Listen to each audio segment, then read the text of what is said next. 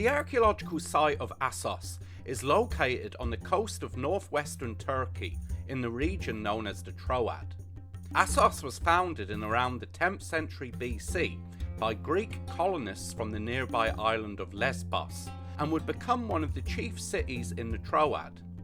The city later fell under the control of the Kingdom of Lydia, led by King Croesus in the early 6th century BC, though in 546 BC it was incorporated into the Persian Empire after Cyrus the Great conquered Lydia.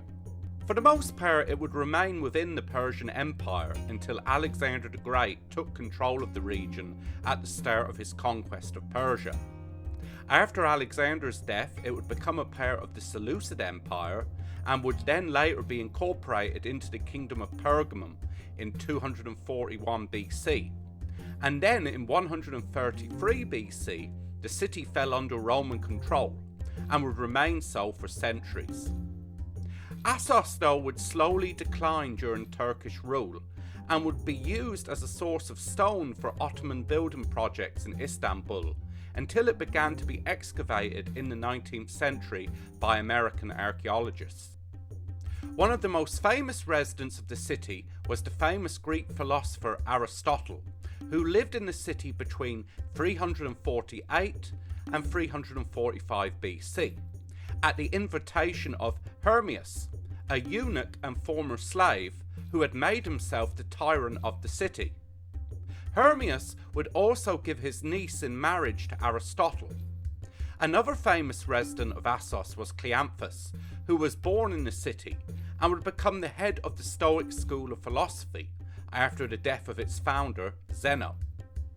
Assos was famous for being situated on a large acropolis that measures about 700 feet high, and for having an excellent harbour, which fact was commented on by the ancient author Strabo. The city was also connected to Troas with an excellent Roman road.